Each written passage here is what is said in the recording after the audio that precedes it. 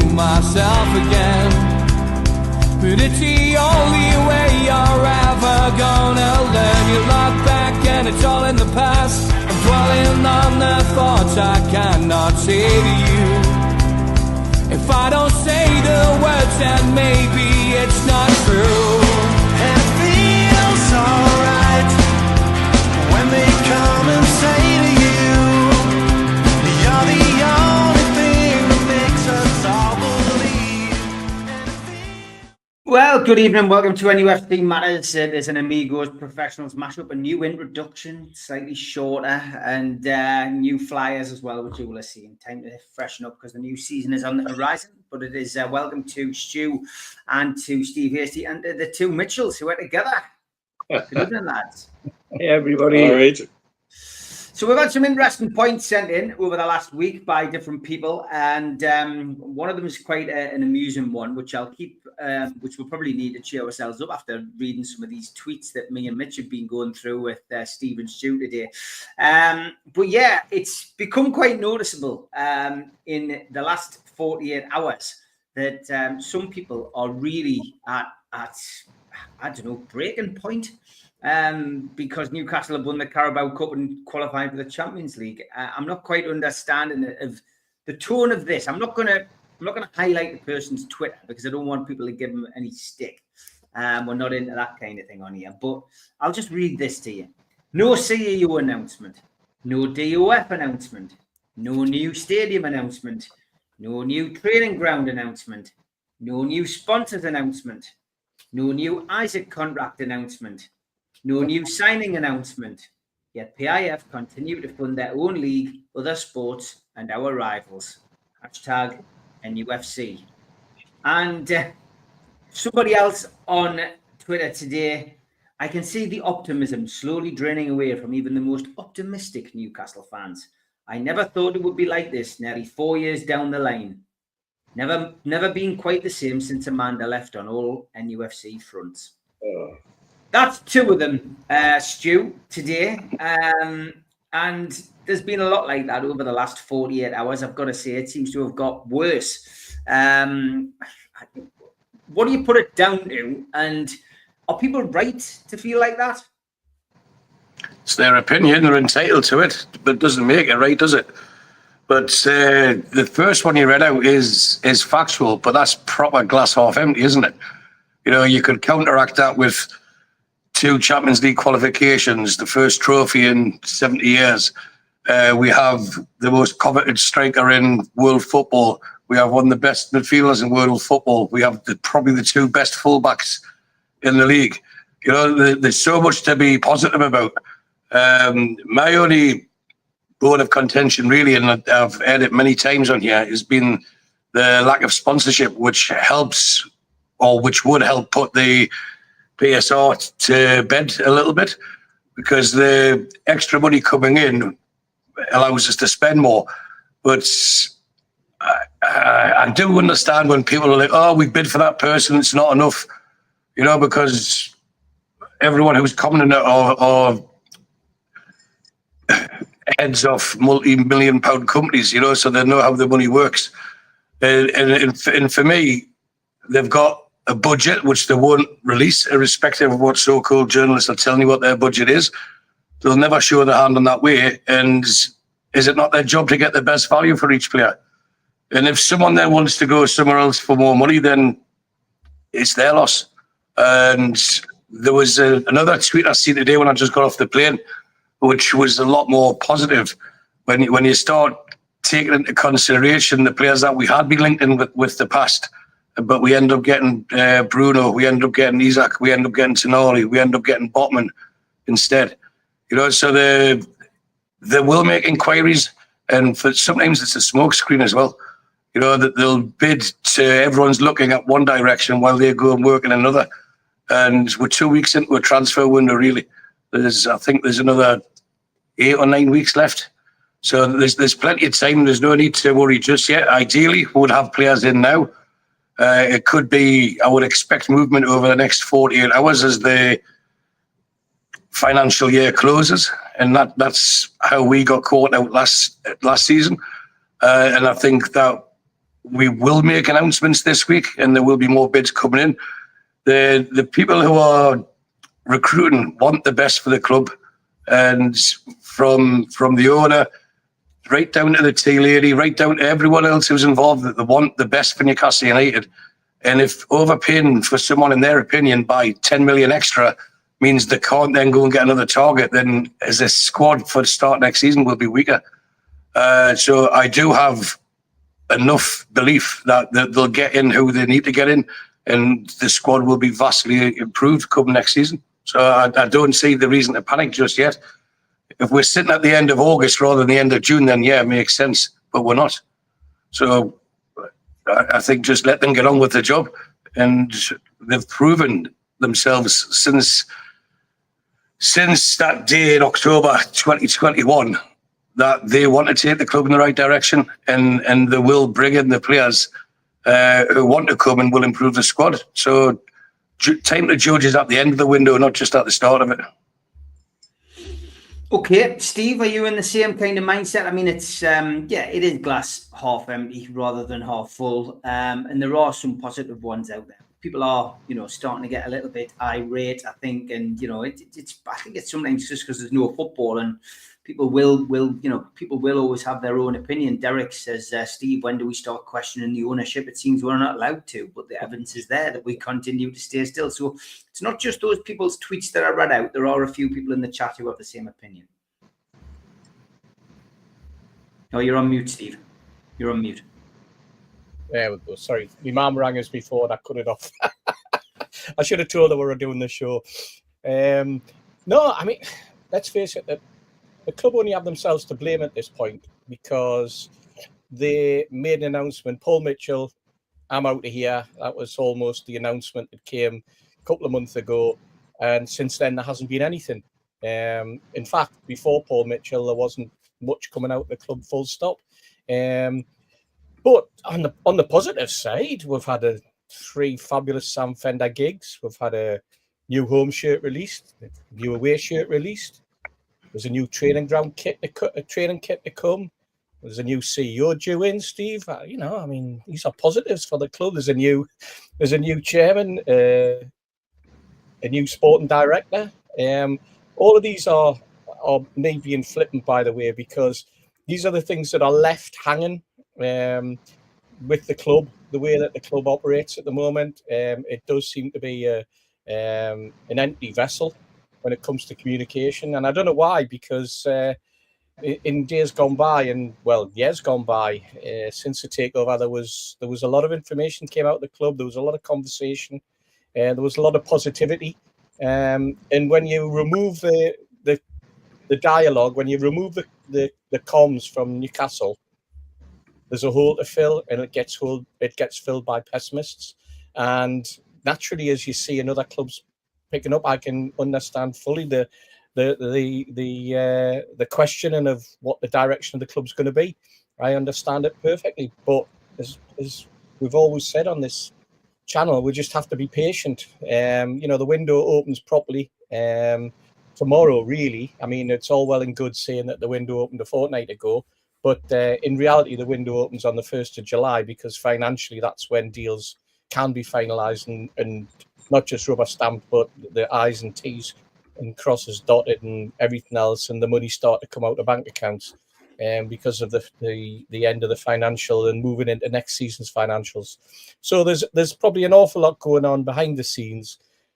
What I'm just wondering is, who is it doing the movement behind the scenes? Because I presume as of tomorrow, Paul Mitchell's gone. We haven't heard anything that's sort of, let we know that the white smoke or black smoke, depending on how you feel, it is actually going to emanate from St James's Park as he leaves. But they said he was going at the end of the month, and it's now the end of the month, and nothing's been said. And I think that's probably one of the first things we're going to start to hear.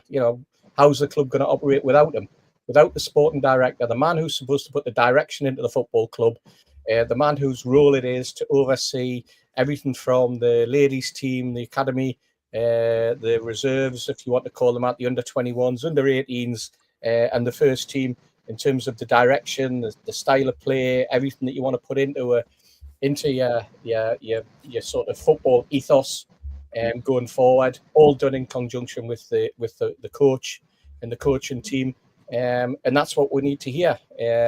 And obviously coupled with that, players coming in. So let's see, Steve. But I think we do have to be a little bit patient. I know that sounds difficult, or is difficult to sort of translate to at the moment, but it's a long game that we're in, and I understand what Derek's saying there about when do we start questioning. I think we start questioning if nobody comes in.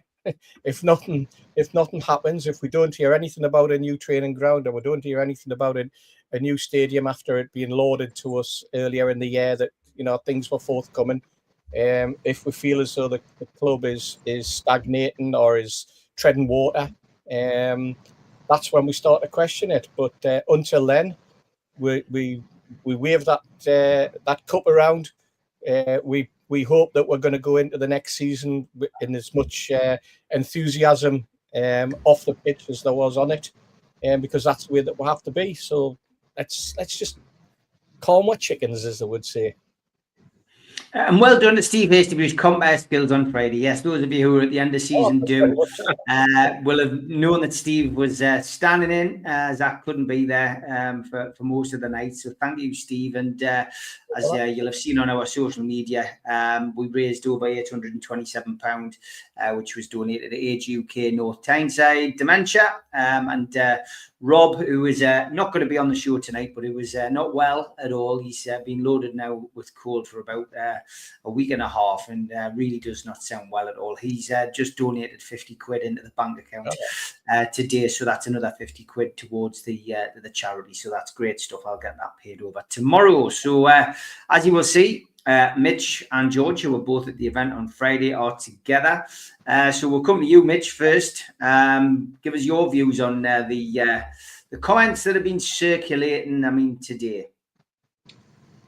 I think Steve's touched on it very well. We have an information vacuum.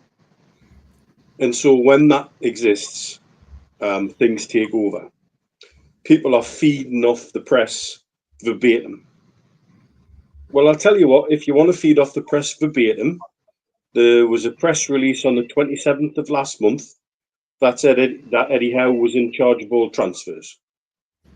So if we're going to feed off that verbatim, the people I've seen say today Eddie should walk because he's not being supported by the transfer team, well, he should walk because he's not done the work himself. Surely. We've had no information to the contrary. And so there's an information vacuum people are happy to ignore because they feel like they want to support Eddie and have a go at the people at the club above them. But actually, there's nobody from the only information that's been made public as of a month ago was that he had total control over transfers. So if you want to point any fingers, Eddie's got to take that as well. To say that PIF have lost interest ignores the press release from them recently where they point out the value of Newcastle United at 1 billion. So therefore, in their time of ownership, they've tripled the value of the club. And that, in investment terms, is anything but a failure.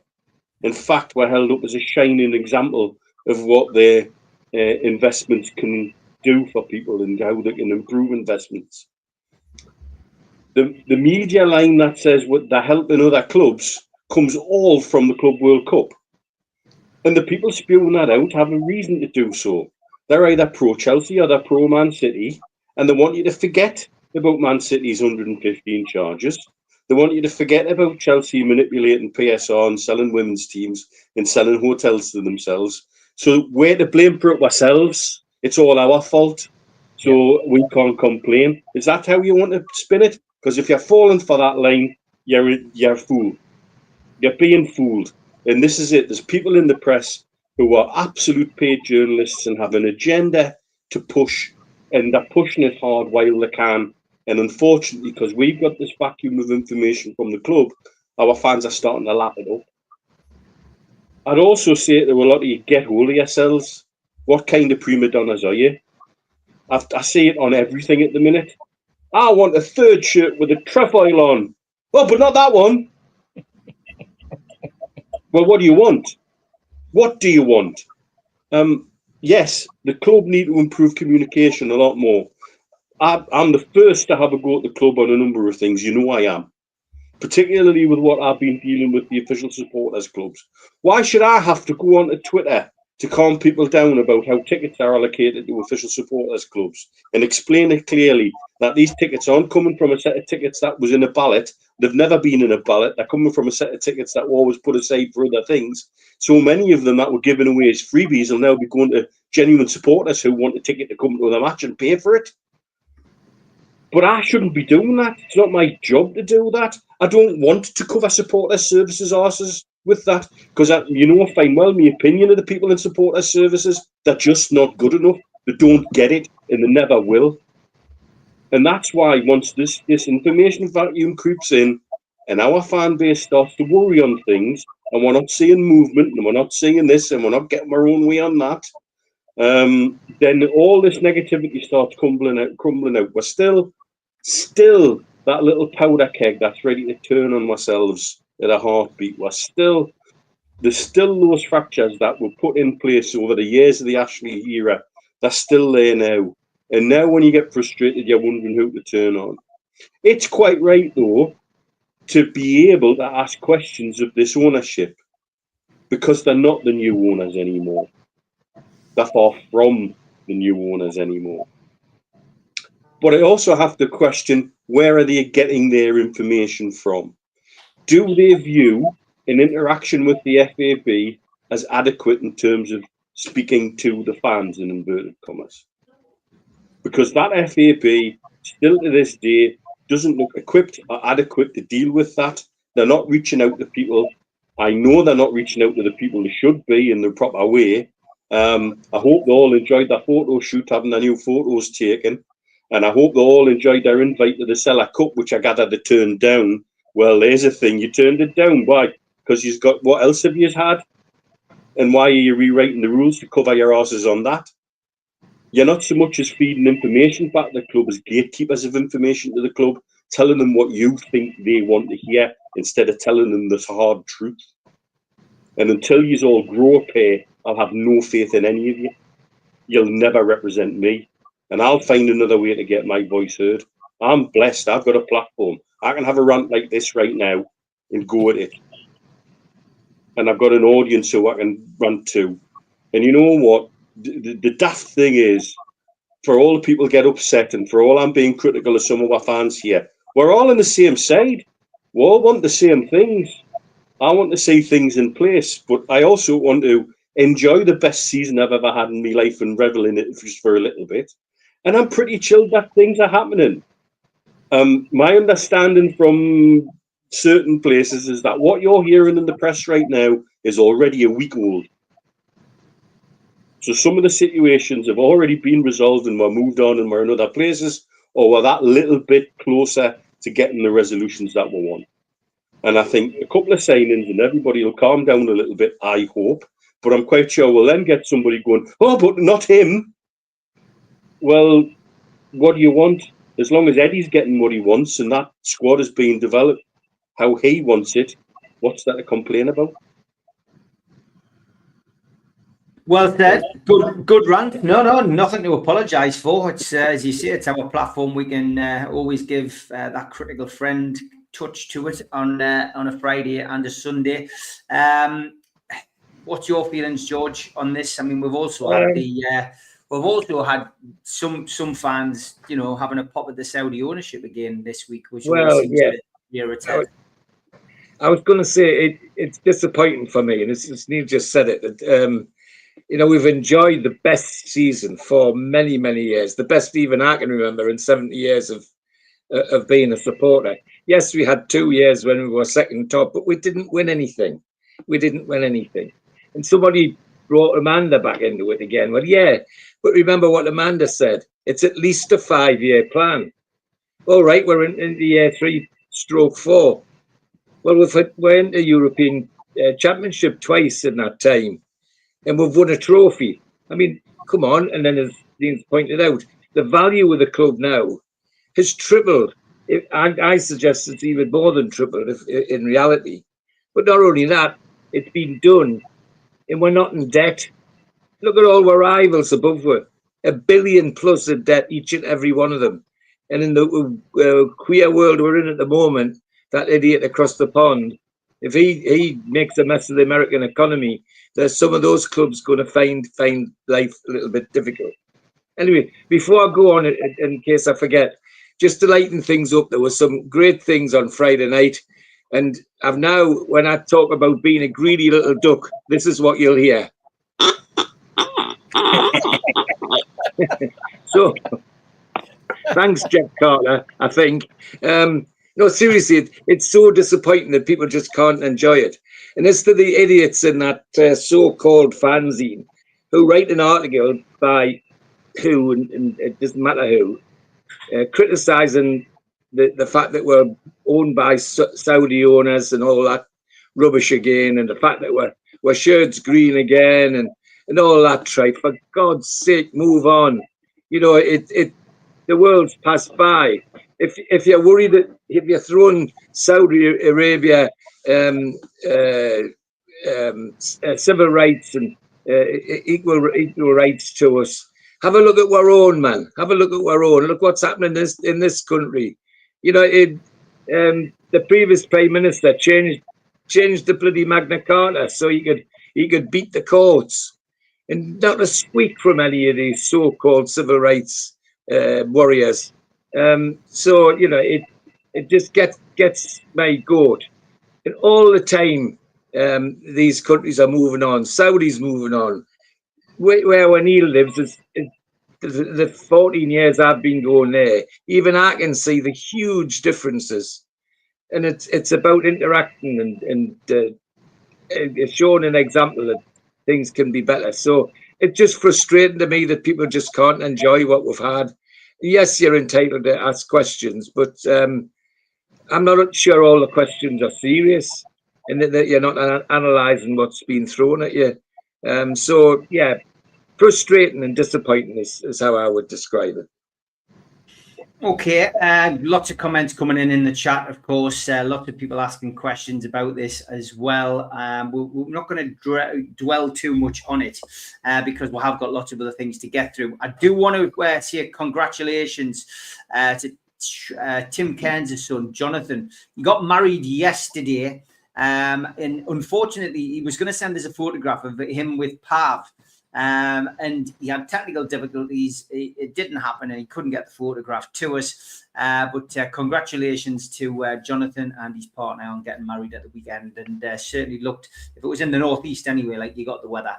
So congratulations from everybody at NUFC Matters, and hope you have a long and happy marriage. And also, yeah, just want to thank everybody who came along to the do at the weekend. It was a fantastic night. And you know, especially the lads who came along and you know, did the interview with Gibbo. You know, we had Steve Watson, John Beresford, and Steve Howie. A cracking night. Everybody thoroughly enjoyed themselves, and over 120 there, which I think tells you the pull we've got with the channel now for these kind of events. And you know, to be able to donate that money to charity wasn't just on behalf of me. It was on behalf of everybody who came. So I know that Sonia from the Dementia Charity, who came along on the night and gave a little speech at the start, which you'll have seen, will have enjoyed it, and we will be uploading it as soon as we can. We've got a little Amigos special on there as well, which Steve, Mitch, and George did on stage, which is great. We've got the talk in, albeit not all of it on camera, but we have the full audio of that talk in. You had to be there to get that little joke. But yeah, we do have the full audio, so that will go out live on the channel. So those of you at home won't miss out. Okay, I did promise you something light-hearted to follow that rather heavy thing, and it's from our good friend Subutio Paul. Paul, if you remember, did a Subutio team many years ago for Supermac. Presented it with him. It was the old team that he played in, of course, in the 70s. So he said, I can't remember, Steve, if this has been discussed before, but I thought a bit of light-hearted topic for discussion to make a change from tickets, transfers, sponsorship, all relevant topics in their own right, but can be a bit exhausting, especially when there's naff all happening.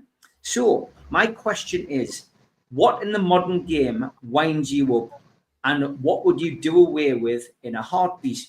So as a starting point, these are a few things that get on my wiki. Says socks pulled up over the knees, first names on shirts unless you're Brazilian, foul throws, George, the bubble machine at West Ham, and in the nose on social media. He says, I could do a couple of pages on this, but would like to know what the guys' thoughts are. Cheers for your time and all you do for the NUFC Matters family. Well, that is very light-hearted. Rather than putting Stu under pressure because he's first in the queue, unless he's got some, is there anybody wants to go first who's got these on the end of that tongue? Well, for me, the recent announcement this week about interviewing players once they've been substituted and getting in the change room, it's too much in it. It's the Americanization of the game. To follow it on what George has said, what happens if America's economy crashes? It's too much. And for me, we've all played the game at different levels. You come off a pitch, you shouldn't be happy to be substituted. The last thing you need is a camera and a microphone stuck in your face. So for me, that's something that's not happened, but it is about to happen, and I think it's wrong. And that it? Anything else? No. Okay, Steve. The first one is players that cut holes in the back of their socks. What's that all about? What is that all about? And then you find out they've got a pair of socks underneath anyway. In some cases, I just find that completely baffling. And I think take the pressure off their calves, Steve. Well, that's what they allege. But I mean, having got a pair of socks once and worn them at St James's Park in a game, the socks are an awful lot tighter, I must admit, than they used to be. I don't know whether that's the problem, but if that's the case, the kit man should be having a word with the kit manufacturers and saying, sort these socks out. It's ridiculous. The other one that really gets on my goat are these daft dance celebrations that teams have suddenly decided, or players have suddenly decided to embrace, where it's obviously choreographed and you're thinking, do they go to a dance studio during the week to rehearse this or what? Because for me, I like celebrations that are off the cuff. I don't like these ridiculous dance celebrations. I'll accept Dan Burn in the changing room afterwards doing a crazy dance because it's a bit of a joke after a big win. But on the pitch, I prefer the sort of celebration that you got from Shearer, arm up and tailing away. I love the calm, cool celebration that Alexander Isak puts in. It kind of sums up his whole persona. He's so calm, and even putting the ball in the back of the net, it's like, yeah, okay, done that. Now we'll move on. Let's go for the next goal type of thing. Whereas some players, it's so stupid. I do laugh, mind, at the ones who try and impersonate Ronaldo's star jumpy type thing, and can barely get off the ground in comparison to him. But the two gripes, other than probably 4 out of the 5 that were mentioned right at the very start, which I would have thrown in, and I would have left the foul throws for George because I've got the bruises to prove it. I'll go for the modern day cutting holes in socks as an irritant. Okay, Mitch. Ooh, man buns. The goal music. Fluorescent boots. There's no place in football for fancy colours like that. No. Them horrible begging signs that say, give us your shirt. Can't be doing with that. The proliferation of people who view their life through their phone instead of being present. Yeah. And now we see people whose only background in comment on football seems to be YouTube, like us in a way, suddenly appearing on things like Sky Sports, like their opinions some sort of gospel. I'd love to get on a show with some of them. I'd rip them a new one. I'd love to spend 10 minutes with half of that lot off Arsenal TV. What an absolute bunch of spineless little wetly beds they are. You know, they just cannot handle it. They'll come out and give it the biggin every 5 bloody minutes. And somebody at Sky Sports decides that's a great way to get people interacting with football. I gather we're going to see more of it in the coming seasons, which terrifies me. We're going to have ill-informed and factually incorrect opinions spewed as fact. It's for people to regurgitate on social media. And it's going to dilute the quality of the game. They've allowed professionals to get away with it now. Eni Aluko, who's just lied our way through as a pundit, and now it seems getting a gig with for the Women's World Cup at the expense of Ian Wright, who should probably slandered. But that seems to be the normal way now. That, you know, you can say what you want and there's no consequences for opening your big fat gob. That irritates me a lot, as you might gather. And yeah, so that's my starter for 10. Do you want us to continue? Oh, as Stu would say, the West Ham supporters club have a bubble machine in Nelson's in Dubai. They do. You're joking. No, they do. They have a bubble machine that they play when they score. Oh, well, that'll not be very often. George? Rarely used. Well, you know, yes, you pinpointed foul throws. It's a symptom for me of neglecting the little, what they call the little things in football. About 5 times in the under-21 game yesterday. Foul throw. Yeah, I mean, it's pervading the whole of football. I'm convinced there's not a coach in world football that knows how to take a throw in anymore. Never mind just at St James's Park. And it's just a symptom. I would label it. I would label it cheating per se. Every match I see, the number of times you see people trying to cheat all the time. Last night's under 21s against the Germans. Okay, the referee sends the young German goalkeeper back 10 yards to take a free kick. And when the ref turns his back, the goalkeeper hides the ball forward 10 yards back to where he was totally shifted from. Where's VAR? Where's the linesman? Don't they exist anymore? Well, they don't exist anymore. And just little things like that. And it's been encouraged in many ways by ex-professionals. I watched Elliot Anderson getting a yellow card for holding off a German player when he was playing the other night. And he deserved the yellow card because he pushed the kid in the face. Yet the two in the studio, Defoe in the court, was it Cody? Yes. Yeah, the Liverpool. The rather hyperactive scouts person who sounded very, very hyperactive when the camera come to him. And they were defending it, saying, well, he's just protecting the ball. He's not protecting the ball. He wasn't letting the kid play the ball. He would just push them in the face. That's what they call obstruction. But that's all the things that have been allowed to pervade themselves into the modern game. And well, I can go on. And the other one, which is a long-standing one for me, is this notion that you get from Shearer and other professionals. You need to have your arm up here to jump and head the ball. I can show you thousands of pictures of really good players that headed the ball, including Wyn Davis, and never ever had their hand above there. Because in those days, if you took your hand above your waist, it was a foul. You didn't even get to lift it higher than that. The referee would blow for a foul. Not anymore.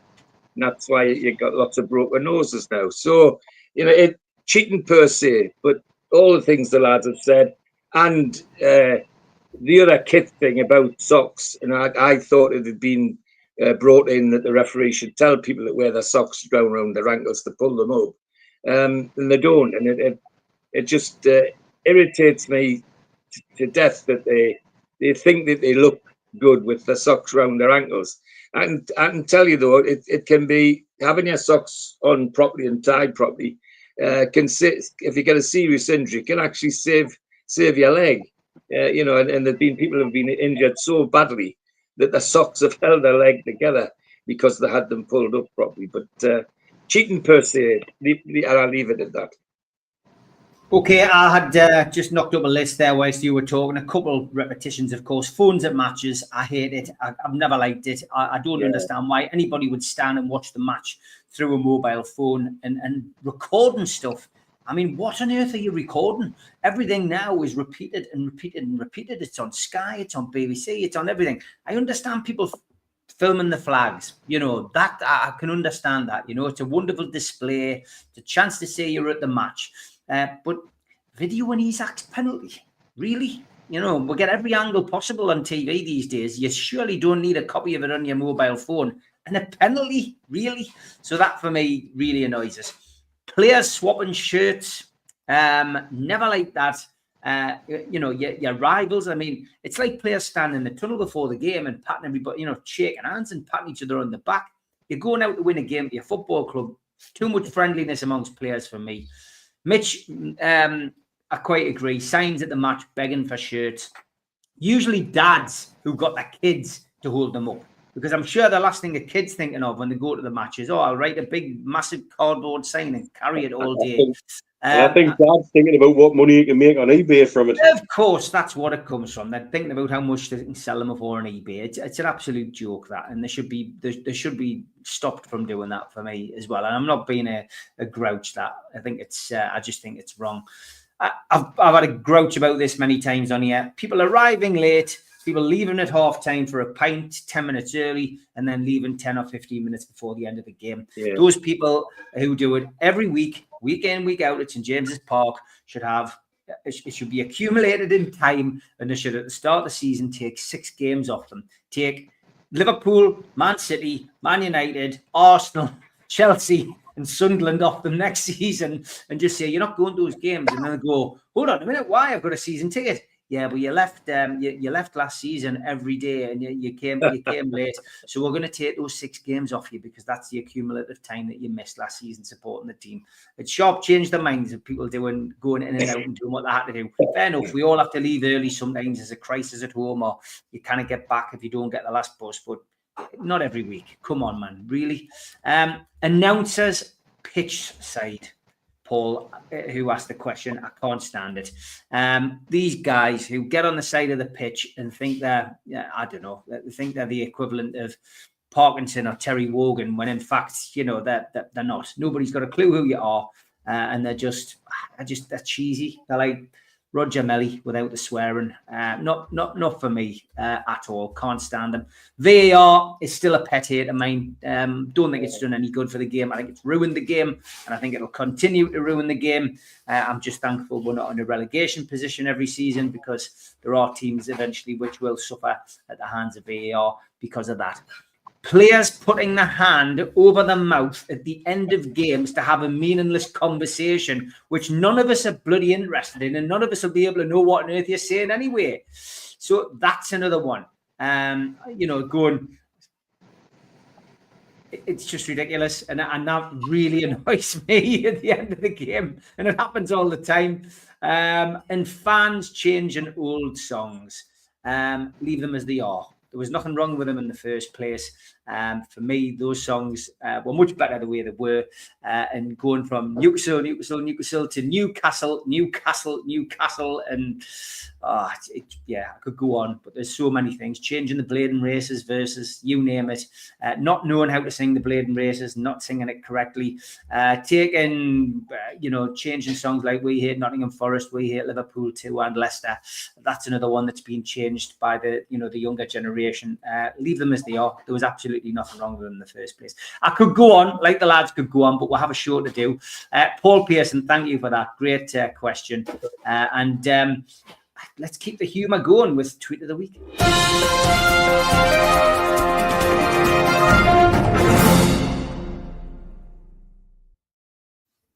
Now, once again, if you are easily offended, it's probably time to go and put the kettle on, or to go and take the dog for a walk for 5 minutes, because, yes, some of these are risky and a little bit close to the bone. I don't want anybody getting offended in this woke world that we live in. So we'll start with a few signs. Great birthday party going on at the flats there. Lana didn't really think about how it was going to look on the outside looking in. And this one's been circulated a few times. I even got it off Mitch. A guy at the fish and chip shop getting this award, and rightfully so, because his name, of course, is Zoltan Vinegar. And this Chinese restaurant might all pop in there on our NUFC Matters day out with Mitch and Steve and George on Tuesday. It's called Suk Mi Wang. Yes, Warren residents have expressed the concern over the new restaurant name, and no surprise there. Is that specialty cream of some young boy? It must be, mate. Yeah, what a classic. There has been a rather unfortunate incident in a park, and a sign has been put up in said park about this. This man has been banned from the park. Old man with device that shoots oranges. An old man has been entering the park and launching oranges at anyone who appears while shouting "no teens in the park." So basically he's been striking teens with oranges from a gun. They've said that all ages are welcome in the park, including teens. But yeah, this is a real event. This has happened, of course, in America. But yeah, he's been obviously launching oranges from a contraption, and has now been banned from the park himself. So unfortunate for him. Somebody who wants to remain nameless has said that they just wanted to share the health progress with us, and it wasn't Rob. Before anybody starts thinking it was Rob. But great news, he's been, it's a COVID-19 test, and it's proved to be negative. So there's his test results there. So congratulations to our good friend there who wants to remain nameless. Here's an Amazon proof of delivery photo. This is a real photograph. And if you want to look like a dignitary while driving around your neighbourhood, lads, why not try this? Sometimes I'll stick a couple of Tunnocks tea cake wrappers on the bonnet of my car to trick people into thinking I'm the Emperor of Japan on a state visit. Wonder if you get free parking doing that. It's a good idea, isn't it? Some interesting edibles, which make an interesting read. Gum job, oral sex gummy candy teeth covers. You'll think grandma came to visit is the strapline. Yeah, me. I haven't tried them. Somebody sent that in. I think it was Jimmy Wilson. If you bring them to me, I can customize them for you, though. Thank you, dentist. We always get these celebrity ones. They're getting worse, these. They're getting worse. Simon and Mother Funkle. And we've all been waiting for one of these, lads. Definitely waiting for one of these. The Shit Shower Shave 3000. I mean, somebody actually thinks that's real, but it isn't. We do like a bit of Shakespeare in the job that I do, being a thespian. So I bought this. It's a rare worn-down pencil belonging to William Shakespeare, and experts aren't sure if the pencil is to be or not to be, lads. Oh, that is the question. It is the question. I do like a sing-song. Thank you, Stephen Kennedy. He likes to send us in a song. He says, go on, Steve, get all the lads to sing into the whole song if you like. Oh, what happened to you? Whatever happened to me? What became of the people we used to be? There you go. I thought it was better on my own. I didn't prepare the lads for that, Stephen, so I hope you enjoyed it. And this one, I bought the new U2 sat-nav, lads. It's rubbish. The streets have no names, and I still haven't found what I'm looking for. Oh, Jammy. And this one from Tom Scholes. Why is David Hayes squaring up to a wall in the background? Unfortunate photograph and an unfortunate purchase. That's supposed to be a chicken tender. I'm not sure which part of the chicken that is. I'm sure it was quite tender. Sure it was tender. And films that Muppets should never be in, part 1. Oh, great. And smoking for the first time today. It wasn't that bad, actually. Now on a train wait. Now I'm train wait.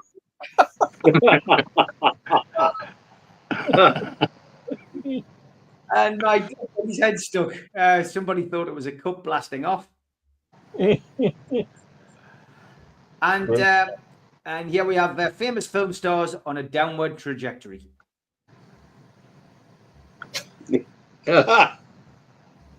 Willy Wonka, of course.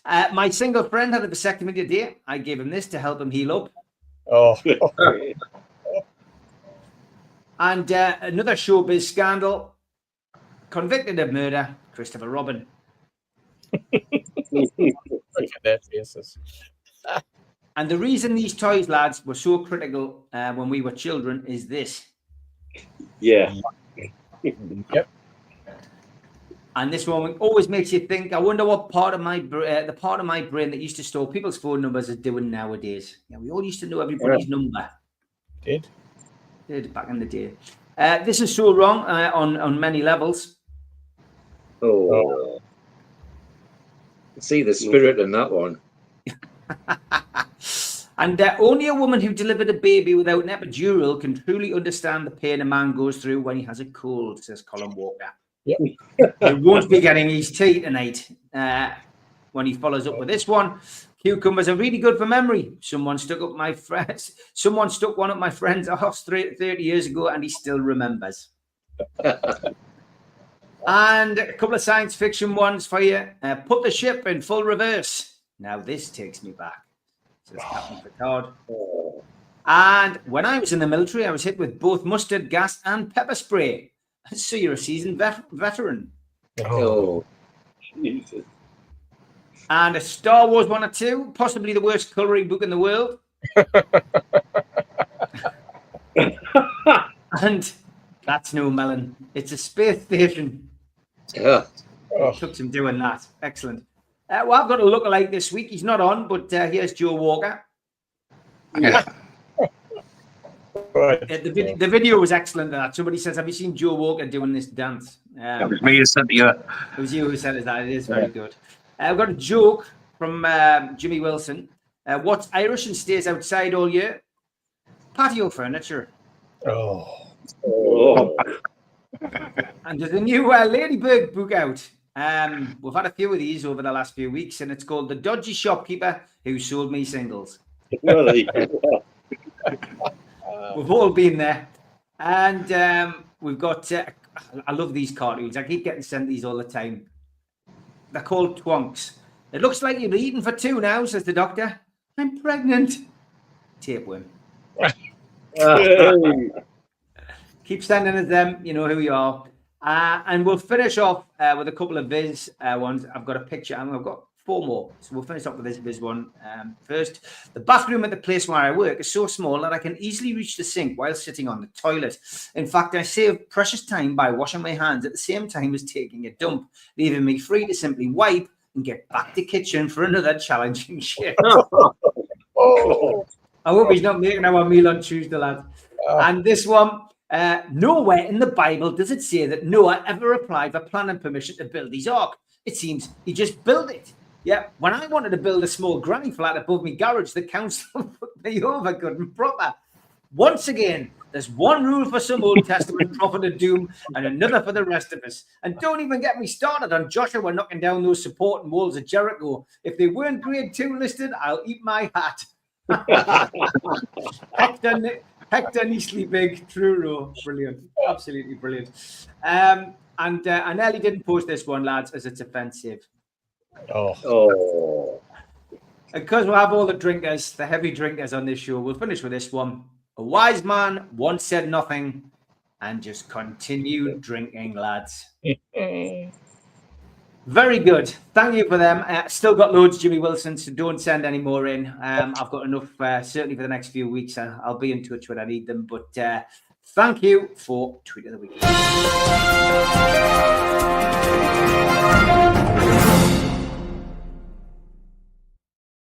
Now, Wimbledon's starting, lads, and I have been sent this, just interested to know what your feelings are. Would you consider this a sandwich that you would eat or chuck in the bin, Stu? Red Diamond Strawberry and Cream Sandwich from M&S. Not for me, thanks. It's apparently big in Japan, isn't it? That's what they have strawberry cream sandwiches in Japan, but it's not a delicacy I'd go for. No, not for you. Okay. Steve? Having just had a bowl of strawberries and cream from after lunch, I think I would give that a shot. See one reason why not. All right. Okay. Mitch? Yeah, like Stu, I've heard they're a delicacy in Japan. They're not for me, though. Not the sandwich. No. George, you've got a bit of a sweet tooth? Yeah, that would go down my neck, no bother. So 2-2. Yeah, 2-2. Yeah, I'd try it once. I wouldn't say I wouldn't eat it because I do like strawberries and cream. But in a bread, I don't know. If you haven't tried Murphy's Red Diamond strawberries, you should try them. They're different world. All right, okay, there we go. So hope that answers your question. Paul Pearson has just replied to us by email. Says, "Thanks, mate. Been watching the lads' responses. Loved it." So that was to the things that we should get rid of in football. Thanks, mate. 13 years ago, Lee says, Thunder Thursday happened. Do you lads remember it? And where were you when it happened? Reason I ask is everyone has a story about that day, and I'd love to hear yours if you have one. Well, Lee, I was actually, at the time, I had an office in Newcastle upon Tyne, and I was in my office as the clouds darkened. But I had to get to London that day. So I had to travel to London, Lee. On the train, I was told not to travel. Everyone was told not to travel. But instead of getting the 4 o'clock train, I got the 12 o'clock train, and I managed to get through to London without any issues. And then obviously checked up on the internet and saw all the devastation that had happened up in the northeast and around different parts of the country. So that was it. I had an event I couldn't miss in London. I got to London, and that was my Sunday Thursday. Can you remember where you were, Stu? Never heard of it. And I would have been in Dubai, so I wouldn't have known about any Thunder, so no, never heard of it. So sorry, I can't give a better input to that. Yeah, I mean, it was 13 years ago, so, Steve, it's a long time ago. Can you remember where you were? I can, yeah. I was at work in our office in Camperdown Industrial Estate, and we looked out the window and we could just see it getting darker and darker and darker. And I just remember I turned to Gary, who was in the office with us, and I said, "I'm going to head off home, mate, Gary." I said, "I'm away." And I had the Works Transit van, so off I tootled down the 189 to... by the time I got to the roundabout just past Gossey Park, there was cars everywhere. It was chaos, but of course, because I had the van, I got through the rain on the road, no problem. Got home, got a Chilly Road, and then it was torrential. It was coming down our street onto the coast road, and I just remember going to my dad, ringing my dad up and saying, "Have you looked out the window?" And my mum says, "Oh, he's out." I said, "Where's he gone?" He says, "All the girls rang up and said it's raining. Granda, can you come and pick me up from school?" So it was about, they were in Jesmond, so it must have taken them, I think, about 3 hours to get from the school in Jesmond to our house, which was normally a 10-minute journey. I remember going down, and later on in the day, like sort of around about 8 o'clock when the rain had stopped, and I took the dog out for a walk. I went into Jesmond Dean, and the whole of the wall at the side of the Rose Garden under Armstrong Bridge had been completely taken out by a torrent of water from the top end of the Dean down the side, and literally took the wall out. It was unbelievable. I mean, the devastation down in the Dean was, you just couldn't imagine. And then, of course, Chilly Road, that was completely flooded. There was water above the roof of some of the cars that got trapped in the little dip under the Chilly Road roundabout. It was, I think, the traffic lights were out. It was just unbelievable. It's something I'd never experienced before, and I don't think we'll probably experience. Well, I hope we don't experience again. But yeah, remember it really, really well. George? Yeah, I was still it was one of my days in the university because I was part-time then, and there was people running around wondering, should we stay, should we go? So I just said, go on, and sent them all home. And I'm glad I did, because most of them got home before the big stop. But the downside for me was having let them go, start to see the chaos here on the coast road, which is where I wanted to go home. The underpasses were all filled with water, and that was starting to filter back. So I just stayed where I was, and I think it was after 9:30, 10 o'clock before I left the university, because by then at least I could see a way home. But before that, as Steve said, there was cars under the underpass at Chilly Road. The water was up to the roofs. It was so bad. And again at the railway bridge further along, that was filled as well. So yeah, I just stayed put in my office in the university and had plenty of supplies of tea and biscuits and so on. So I just made myself comfortable and did some work on the laptop. Yeah, I actually, talking about it, Steve, Gary, the lad who was in the office with us at the time, he left about half an hour after me. And by the time he left, he couldn't get out of that bottom part of Forest Hall. So he went along the road at Forest Hall. I think he ended up in, because the way the roads were all blocked and that, he ended up going through Seg Hill and then into Whitley, through Seaton Delaval, and then I think he ended up coming along, tried to get back through Tynemouth, came along the top road at Tynemouth. By this time, it was about 8:30, 9 o'clock at night. Still no movement. Couldn't get anywhere near the coast road. I think he eventually came up through Wallsend, and then had to leave his car at the far end of Chilly Road and walk the rest of the way home. He only lived in Fawley Ends, and he got home about 10:30. Mental.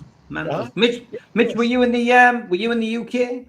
Yes, that was not long before I came out to Dubai. Yeah. We were living in Iveston in County Durham at the time.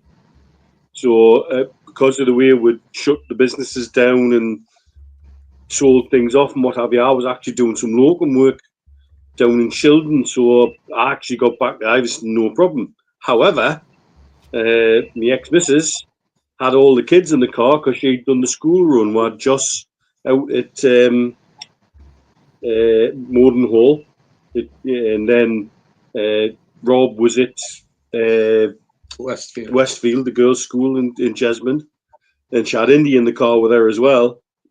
It was just a baby at the time, and my overriding memory of that was them being stuck on the A1 in traffic trying to get south, and them all having to take turns to have a piss in a gladiator helmet that was Joss's.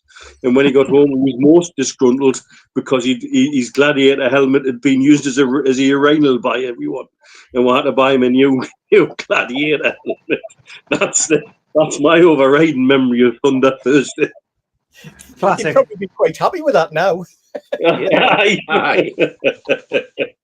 Great stuff. Some great questions. That has to be said, and that's what the show is all about. A bit of diversity. Okay, a quick break. Back after the ads.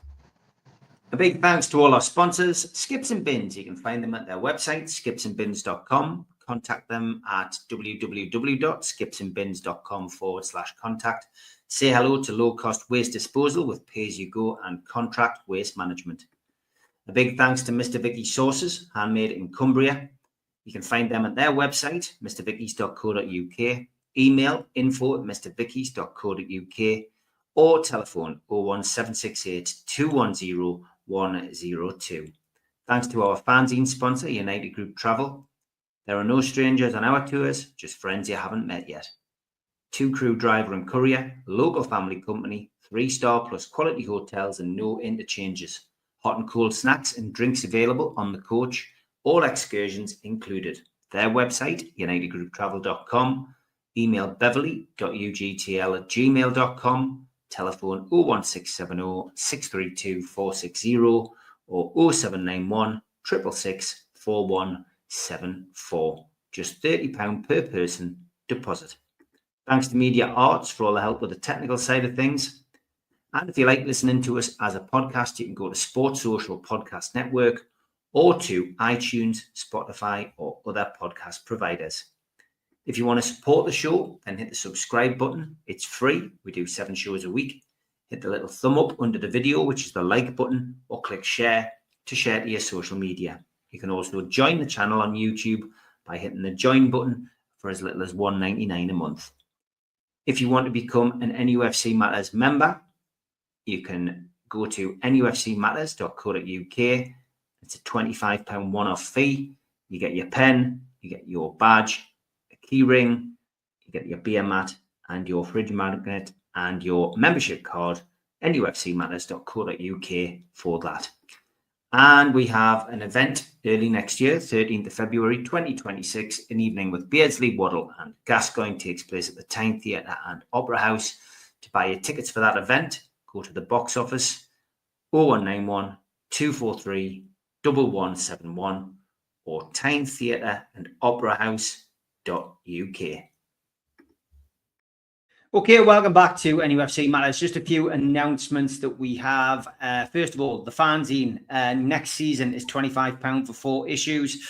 We've knocked £2.50 off. And the latest issue will be posted out this week. It has arrived at the printers. I've just got to go and pick it up.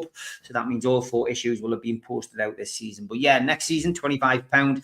Got about 51 subscribers at this moment in time. In fact, what I'll do is I'll just get the spreadsheet up and let you know exactly, because there has been 1 or 2 new subscribers over the course of the last couple of days. George Mitchell, Michael Rayner, Terence Casson, David Cook has purchased a couple for our admins, Les and Julie, and he's also bought one for himself.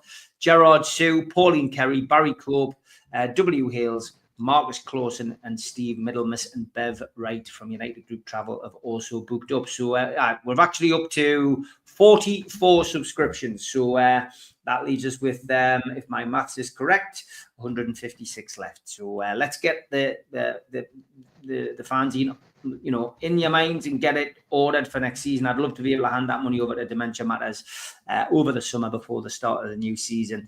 That would be good as well. And I think I mentioned as well the other night that the shop has now been updated. There's quite a few people have been asking us if I could stick something on the shop. Have you got any signed stuff from events, etc.?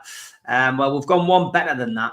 We've got a few bits and bobs up there. Beardsley, Shearer, Supermark, you name it, all up there anyway. But we've also got, thanks to Danny Mitchell, some signed cup stuff, which you might have seen if you've already visited the merch page. We've got some wonderful signed shirts by the 2 goal scorers, Alexander Isak and Dan Byrne. We've also got some Carabao Cup shirts signed by Anthony Gordon, which Danny Mitchell's selling as well. So we've stuck them up there as well. A few signed pics from the likes of Murphy and Isak and Tino. Got the Isak winning goal in the cup final as well, signed by Alexander Isak. So plenty of stuff on there. I've stuck the link in the chat. I'll pin it to the top and you can have a look at that once the show finishes. That's it really as far as the announcements on merch is concerned. We are going to do another event at the Irish Club at the end of July, Friday the 25th of July. We're going to do a couple of raffles again for the charity. But this is a chance to relive the history-making 2025 League Cup final. And everyone who comes along to this event has the chance of winning a replica medal. There it is in all its glory. Nice little framed item. The good news about this event is it's free. You don't have to pay for a ticket. So basically all you need to do is register. The only downside for this is you can't register if you're abroad because you must attend the event. If you're going to send somebody along in your place, fine. But the only person who can claim this is obviously whoever turns up at the event. So 100 tickets, it's 100 to 1 chance to win a nice little bit of memorabilia. And yeah, we're just going to watch the match, do a couple of raffles for Age UK, no time to. It's a bit of a get-together of NUFC Matters fans before the season starts. And I'm sure me and Steve will be there and we might have a bit crack. We might even have a bit, but George will be there as well. We might have a bit crack about players who are coming to the club or who've arrived at the club finally. We might be able to do an impromptu NUFC Matters show, but I'm looking forward to that. Should be great. And it also gives the Irish Centre a chance to make a few quid as well whilst the season isn't in operation. So that's on the site as well, nufcmatters.co.uk. Just jump on there if you want to get your tickets for that. We did have a question for Steve Hasty about the food bank. Let's find it here. It's from Barry here. Steve, is the food bank continuing to be supported by the club next season? You and the volunteers do an incredible job, he says. I've heard nothing to the contrary, so until I hear otherwise, I would say yes. It's a great connection that we have, not necessarily with the club, but with the Reuben Foundation, where Jamie's foundation matches everything that's donated in terms of cash on the day. So you put your quid in the bucket, Jamie will match your quid or whatever. So yeah, as far as I'm aware, it's still carrying on. Food bank's gone from strength to strength, but so has, may I add, the fan support and food banks network. We've now got quite a lot of fans, a lot of clubs where fans from clubs have set their own up.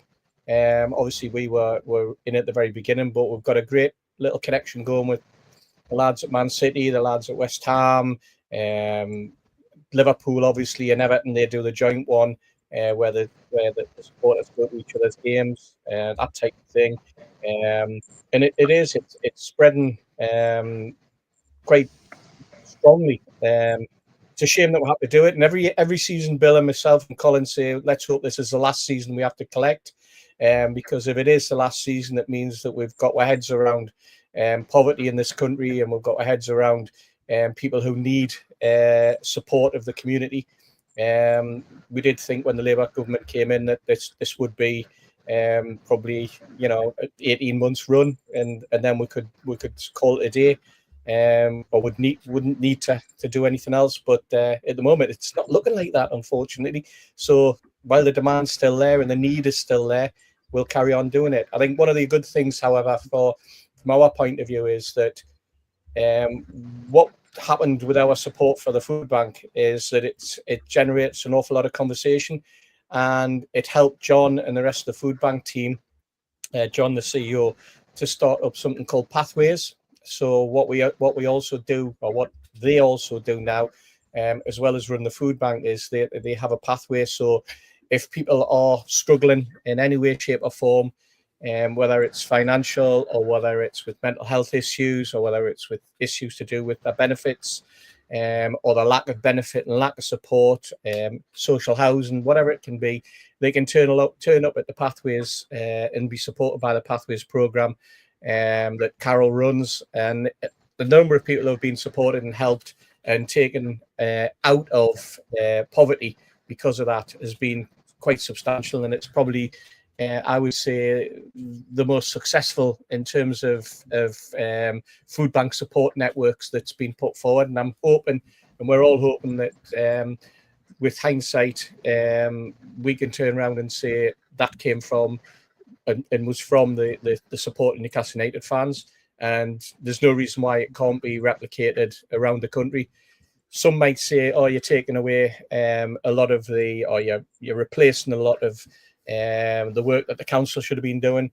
It's over and above that. It's people who feel as though or given the opportunity to go somewhere where they can meet a friendly face, not be viewed in any way, shape or form in a bad way, and just know that they're going to be able to have a cup of tea and a friendly chat and be pointed in the right direction and helped with whatever they need in terms of benefits and such like. So so food, it's a great initiative, and we couldn't do it without the Newcastle Food Bank staff themselves. We are on match days really the facilitator of everything that comes through. And if anybody just to mention, anyone wants to volunteer, just come along, put your name down, and you're more than welcome. We're always looking for volunteers to help on Strawberry Place on a match day, even if it's just for an hour. You don't have to do the full 1:30 till 3, or 1:45 till 3, whatever the kick-off time is. We usually do 2 hours beforehand. You don't have to do that. You can come along for half an hour, put the high vis on, take a bucket, stand on the corner, give it a bit of a rattle, meet some great people. You'll find that the number of people who come up to you and want to chat, and you make some great friends. So if you want to have a little bit of time before the game, you're more than welcome to join us. Great stuff. Here. Great work done by the food bank, and lots of people giving you praise, Stephen, rightly so, in the chat. Lots of people got lots of questions, and it all depends on whether we've got time to get through them all, but we will try. But we do have, as you know, when we do these shows, always got a lot to fill in. So here is the day I met.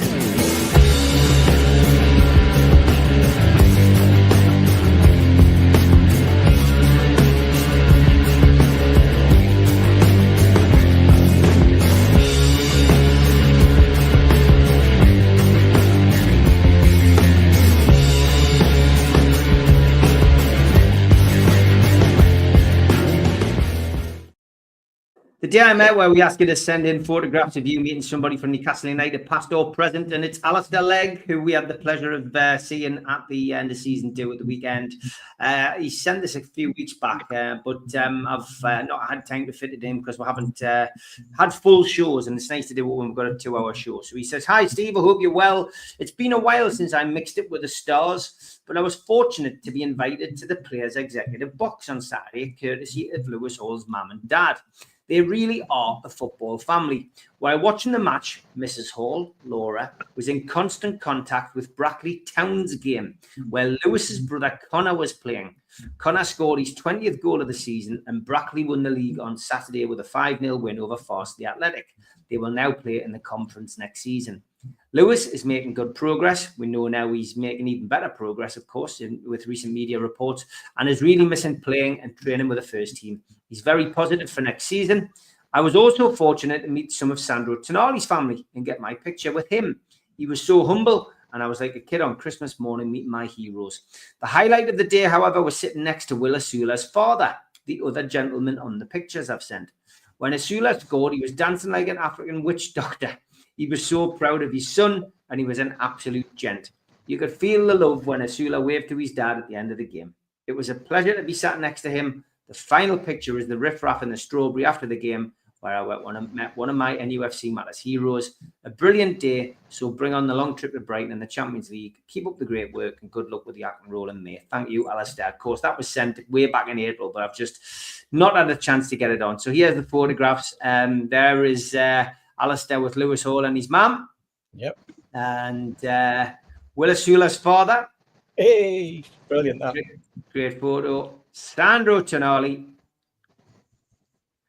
And the riff-raff in the strawberry. If you've got a photo of you meeting somebody famous or infamous in the strawberry, then get it over to us, nufcmatters1892@gmail.com, and we will feature you on the show so we can play this wonderful music.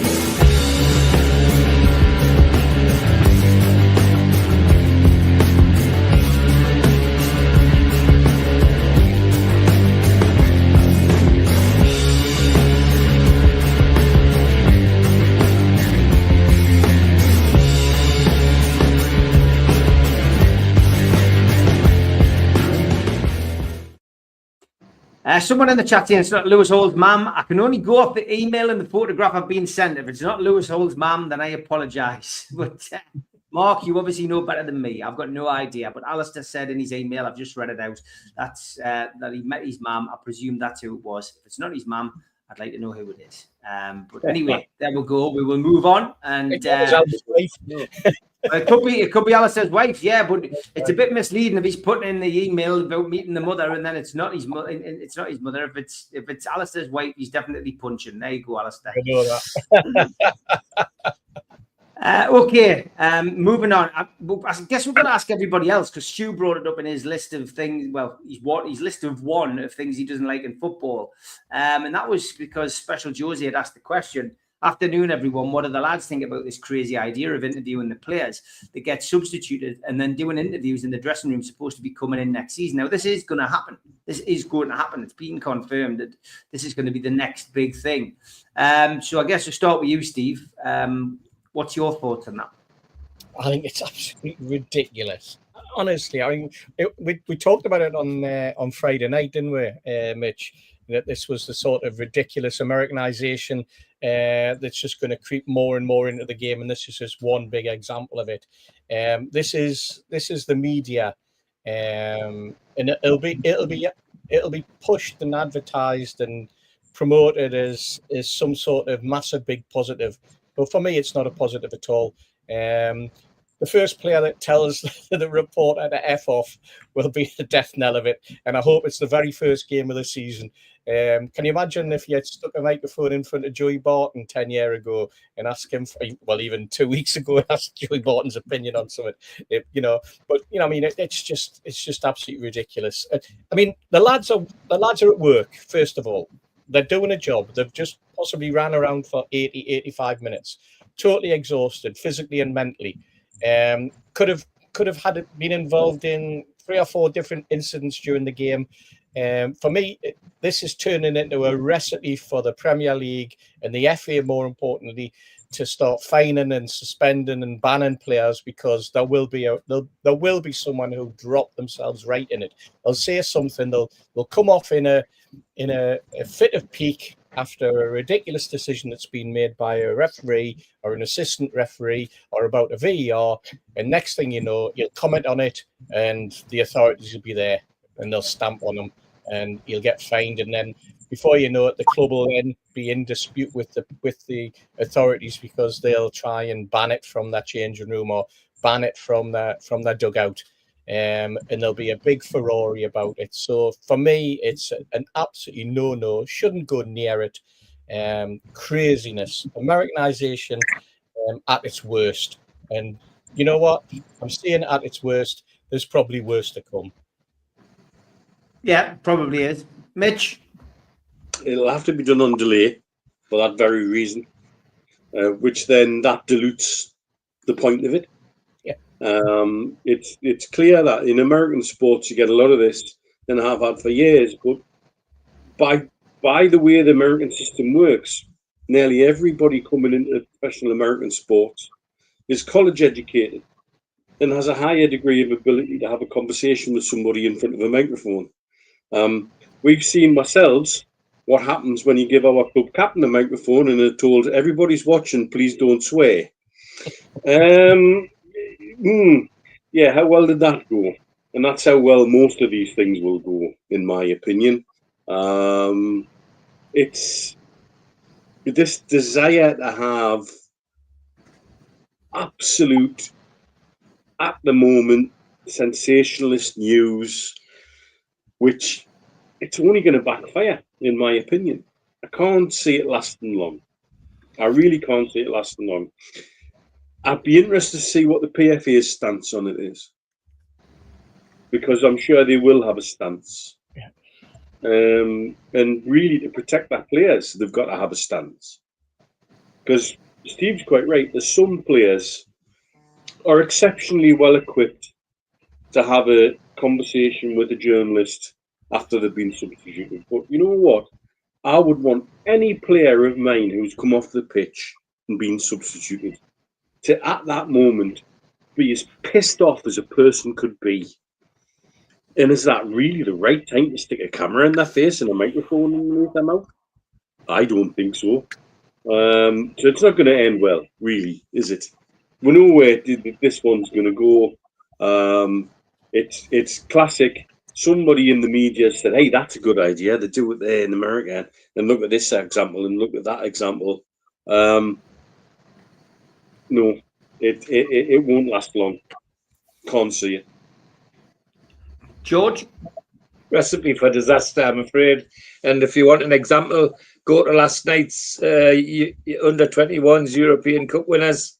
Immediately after the game, the young lady who was in charge of things, whose name I can't remember, thank goodness, wanted to stick the microphone in front of the winning goal scorer, Rowe, the young centre forward who scored the winning goal, to get his reaction.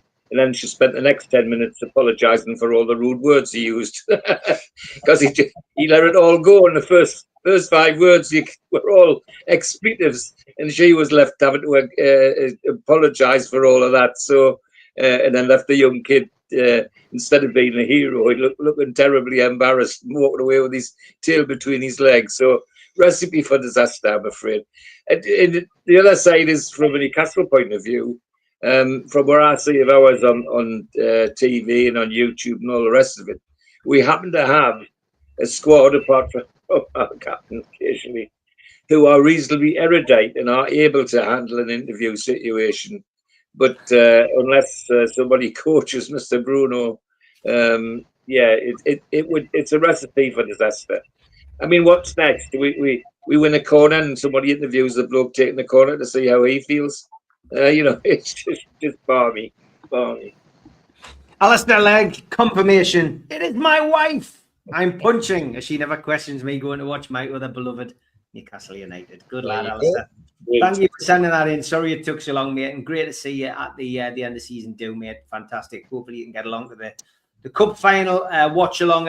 Thank you to everybody who's responded to that quite quickly. I've had Maureen and Alan and Denise and Barry Hogan and one or two others have already ordered their tickets, so it should be a cracking day. That and can I just add, Steve? I was going to say on the topic we're talking about before you move on. Just add that there's another aspect to this camera business, and that's when a goal is scored. They're going to allow the cameraman to come onto the pitch and get involved with the player in a whether it's a huddle or a cuddle or a greeting, you know, a celebration. So the cameramen are going to start running on the pitch. Now, soon as some idiot sees a cameraman run on the pitch, he's going to think he can run on the pitch as well. That's the aspect. And as for the PFA, Mitch, I think the PFA, knowing the way they operate, rather than have something to say about it, in the negative, will more than likely be sitting around going, "Ooh, are the players going to get paid for these interviews? Then can we, you know, should we get that contract?" Because that's the way that PFA seems to operate at the moment. But I mean, that's how crazy things are going to get, and can only get worse. We'll soon have the camera in the huddle before the kick-off. You know, we'll have the cameraman there for the time costs, all of that rubbish. It's just going to. You know what I mean? It's been one of those days.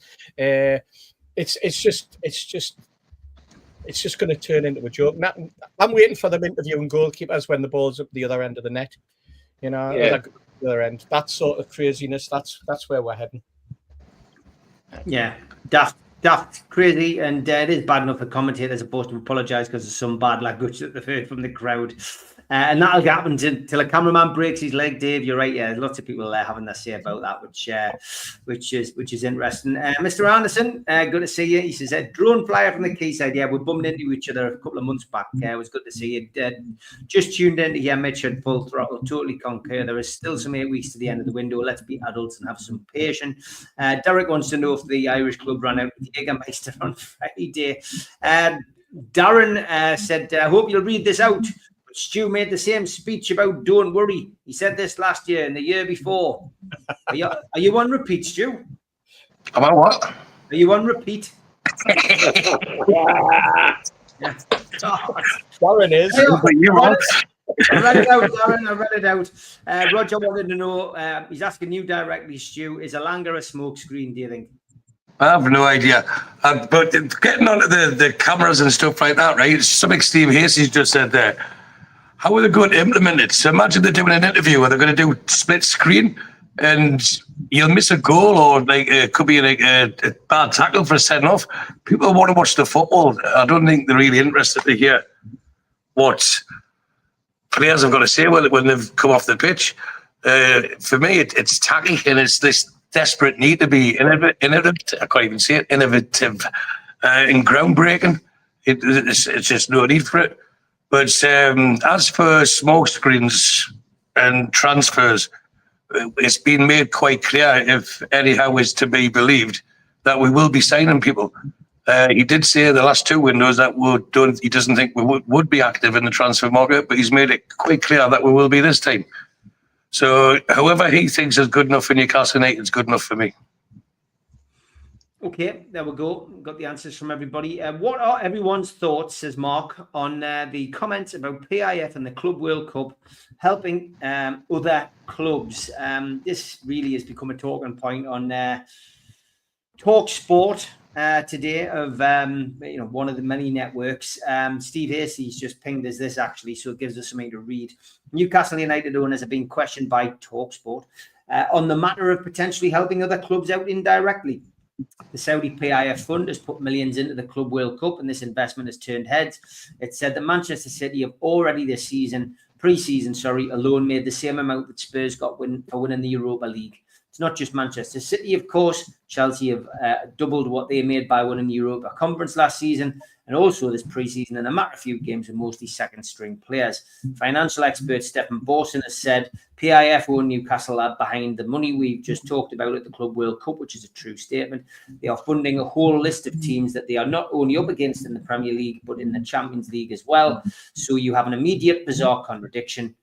What do you think about that, Stu? I mean, is it just something not to really get your knickers in a twist about? Just another one. It's mischievous, Steve. the PAF have wealth that's probably incomprehensible to most people. It's a huge company, and their aim, people want to call it sports washing, but I know myself and Mitch have talked about it previously. The idea is there's a big, huge diabetes problem in Saudi, and it's to get people more into sport. And there's nothing wrong with wanting to be at the forefront of something good and something that unites people, and that's football. Now, the PIF are sponsoring FIFA, and this is a FIFA World Club Cup competition. So you have that Stefan, who's a Man City fan, and it's just to, at the moment, the narrative is. Yeah, he did. Yeah, the narrative is to stir up Newcastle fans because it's a trophy that we win, which I wish we didn't, but we're the best for clickbait. Whenever something gets mentioned about Newcastle United, there's scores of people will retaliate to it or react to it immediately, and that's the way of the world.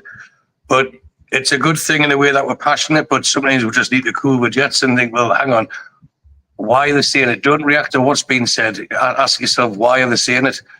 As Mitch said in his little rant there earlier, you know, he's not talking about Man City's charges. They're not talking about Chelsea selling stuff to themselves. They're not talking about the possibility of Aston Villa, because Newcastle is newsworthy, and in a good way, that's for us, it's beneficial. But PIF sponsoring the Club World Cup, we all knew what was going to happen at the start. We all knew the prize money. So why is it 2 weeks into the tournament, people are now saying, oh, these people are going to get that much, these people are going to get that much? If the PIF could give more money to Newcastle United, they would.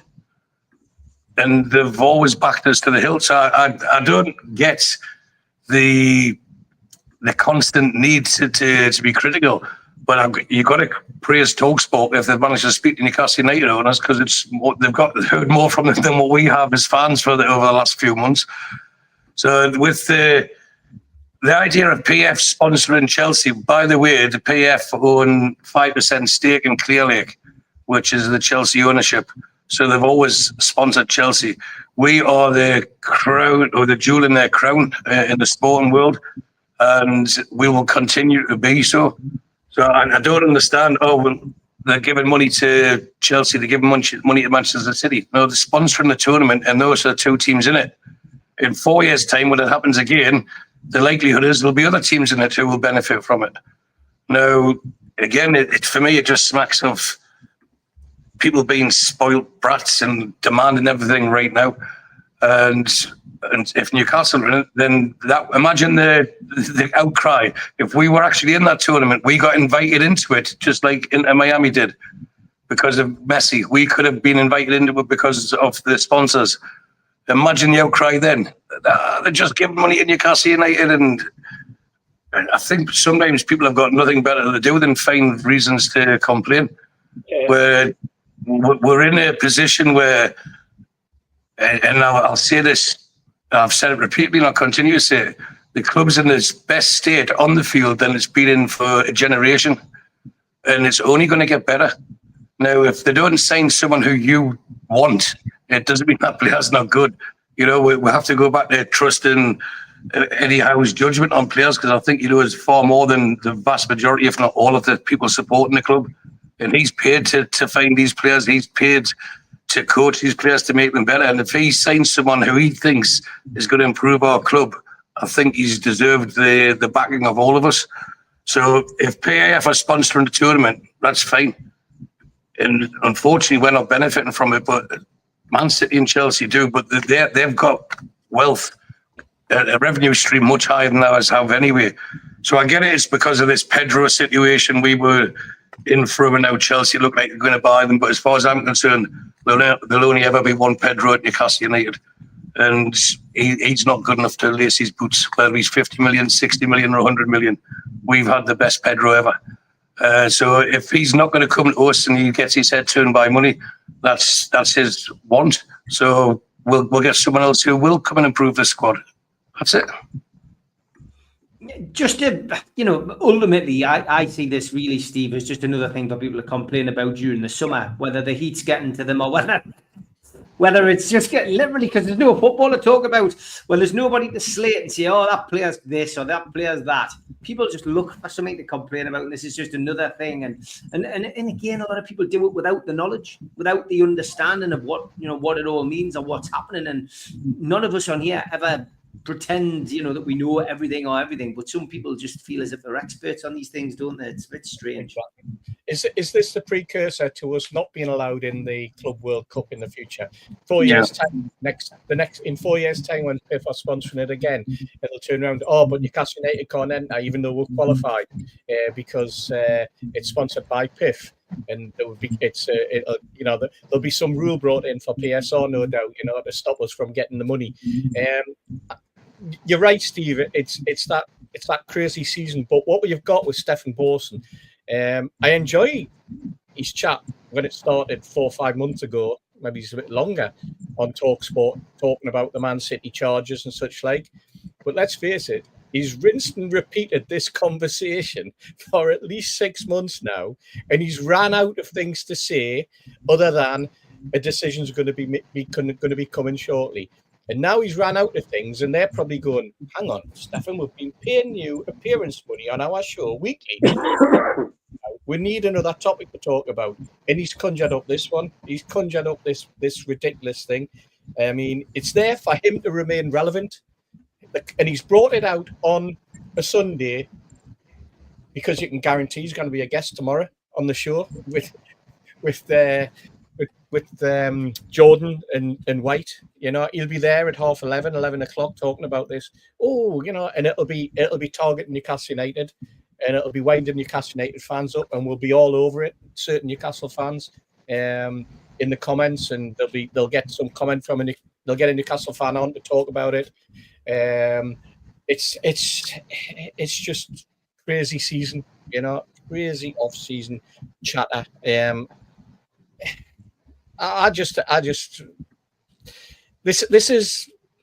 a bit like politics in a way. It's this 24-hour media, 24-hour ramming something into your head, having to talk about the same subject over and over and over again. Can we just go back to having like a 10-minute sports slot on the news at 6:20, and then that's it?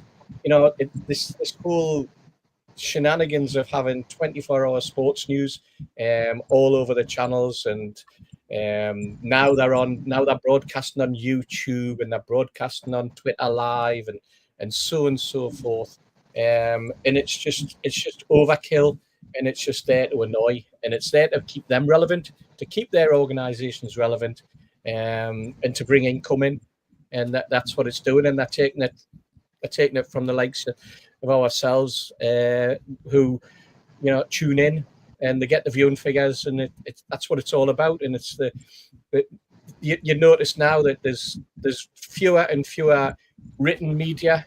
They've all shifted to become shock jocks, which is basically what they are. All of the good writers, you very rarely see any articles written by them anymore. They're all on TalkSport now, and they've moved away from reporting to opinion forming, and that in itself is a massive danger, because it creates a completely uneven playing field in terms of what is really going on, because it's targeted. It's not reporting fact, it's reporting opinion, and it's targeted on a particular club at times. They're having a go about Aston Villa. You mentioned the ladies' team and selling the ladies' team at Chelsea. They're now saying Villa are going to do it. That's going to be a conversation piece. And why? Because we've got the Women's Euros coming up this week. So women's football is relevant, and they want to keep it until the women's football starts, because they're going to be doing women's football. And so it rolls on. So everything they come out with, there's an underlying reason for it. And in the case of Borson, it's because you'll probably be on tomorrow. Yeah, would you agree, Mitch, what the lads have said? Look, there's all sorts going on here. Like I said before, you've got people with agenda who are quite happy to shift the narrative because it deflects away from their beloved individual team. Borson for Man City, other reporters for Chelsea. There's some reporters who are banging on about this at the minute. Used to be beat reporters for the London Herald for Chelsea. There's a thing. Martin Ziegler, well, he's never been pro-Saudi, has he? He's always had an anti-Saudi slant on everything. Kavis Solikol, who now is acting as a cheerleader in plain sight, saying if you don't like the Club World Cup, go and watch, cycling and going on the beach on the holiday. Really? You couldn't be any more of a paid journalist if you tried right now then. But it's a lovely narrative to deflect and take away from the real issues, because one of the real issues is if PSR didn't exist, how much more money would have been pumped into Newcastle United by PAF? I would guarantee you a hell of a lot more. Yeah. And so I think we have this situation that we have to deal with, and the play on us, the play on the fact that we will get a reaction from our fan base, and our fan base will lap it up because there is again, going back to the start of the show, an information volume void, and that volume has to be filled with something. And unfortunately, a lot of our fans then lap that up and take it as gospel, and it couldn't be any further from the truth. The next narrative, and I'm going to predict this one, that will say is that PIF effectively are funding Chelsea because of the Saudi investment in Clear Lake, one of the ownership companies. Watch. That'll be one of the next narratives we have to look at, and some of our fans will be regurgitating as fact. This is where it goes. This is the game, people. The geopolitical game that we had to face during the takeover. We told you it would get more complicated. We told you it would get more interesting and more nuanced. And this is where we exactly are at. And why? Because ultimately, PIF have multiple arms who want to get more involved in football and want to have more influence in football across the board. Now, that eventually might come home to roost with us being one of the prize jewels in the middle of it all. By God, in investment terms, the triple year investment in 4 years in the current markets, well, that's nothing short of miraculous. So I think whilst it's really easy to say remain patient and keep a heart and all of that, and I get it. I get why people are anxious and I get why people are upset. We don't know half of what's going on, and nor should we. And by happenstance, two of our rivals are in the Club World Cup, but that could have been any two clubs, because the way they picked them seems to be quite random. So should we be upset that part-time Auckland FC are getting a bumper payout for that troubles? We shouldn't really. In fact, they should be lauded for helping the game globally. But that'll never come out as a narrative, will it? Because that doesn't suit. Because the money from Saudi's bad. I should say it's a compliment, Mitch, because if they're getting threatened by us, they're talking about us in a negative light. And they're trying to highlight how it's bad towards Newcastle, when it just shows that even with all the restrictions put in place, we're still challenging the hierarchy. And now their rules are coming to back then, where they're having to sell players and stuff like that. Chelsea and Man City are on a different plateau to what we are, but we will get there. And if we were allowed to be, as you said, we'd be there already. But until the rules change, and they will change because it's affecting the ones that implemented it in the first place. So eventually when it changes, what they don't want is a level playing field, because we'll blow them all out the water. So anything they can say negative towards Newcastle United, they'll keep doing it because we are threatening them. And let's not forget, Stu, what you said right at the very beginning, promoting sport in Saudi. There's a Saudi club made it through to the they'll play Man City tomorrow morning. Yeah, so imagine the profile that's giving to Saudi football and to that football club, the football club that we've visited. It's a huge thing. It's a huge thing in Saudi. And if that doesn't show you what it's doing, and also the success of the South American clubs that have in it, and as Mitch rightly points out, the money that's going to go into South American football that's not there at the moment, certainly really, really struggling. This is how you promote the game worldwide. It just so happens that, like you say, two clubs that are in it from the UK or from England happen to be rivals. But if it had been any other two clubs, there would have been rivals as well. Okay, George. Well, as I've said on this platform and others, since we won the Carabao Cup and since the end of the season, they're only having a go because we're good, because we're the best. And watch out, lads, we're coming again and we'll get even better. So, and as regards PIF sponsored all other sport and indirectly other clubs that happen to be in the way, they can't say more than they have time and time again that Newcastle United's the jewel in the crown. You can't get better than that. So we just be patient. And as the lads have said more eloquently than I can, once the brakes are off, they'll see what investment is. It'll be a total different investment, not just in football, but across the region. And the other thing is, where I started the programme, without debt,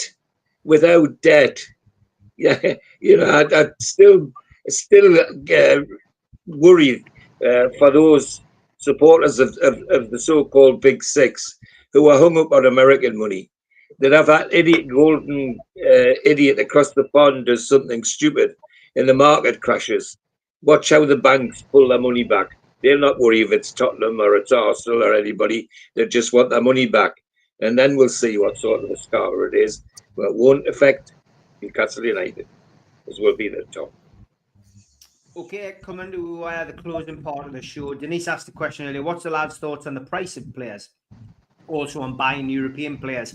Is it making it almost impossible to buy who we want and end up not buying, or buying a lesser player to boost the squad? And somebody actually asked a question earlier, did we think it's Michael? He says, I call it a conspiracy theory, but I'm starting to think all Premier League clubs have pulled rank and decided not to deal with us at all, to stifle and slow down the project as much as possible. Again, it's one person's opinion. I'm sure a lot of people feel like that. But prices of players, I mean, clubs are all entitled to charge what they want. We've talked about Newcastle tax before, Stu, but it does seem frustrating. Like, we'll look at Mark Gahey last year. The news stories that were coming out were that Newcastle had bid this and Palace wanted that, and Newcastle went back with this. We seem to have gone not to the same extent with Elanga, but it seems to have gone down that road. If you believe the papers, it's exactly the same with Pedro. But again, like we keep saying on here, none of us know whether the club are even interested in any of these players. However, do you think, in general, the price of footballers is out of control, I guess? Right. You could go back 5 years, 10 years, 20 years, 30 years, and you would have said the same thing. But the reason is now is with the PSR or financial fair play, it makes it more difficult. So clubs have the right, they have the contract of the player to ask what they believe to be suitable for that player. But if we wanted strengthening 4 or 5 positions, we can't be held to ransom.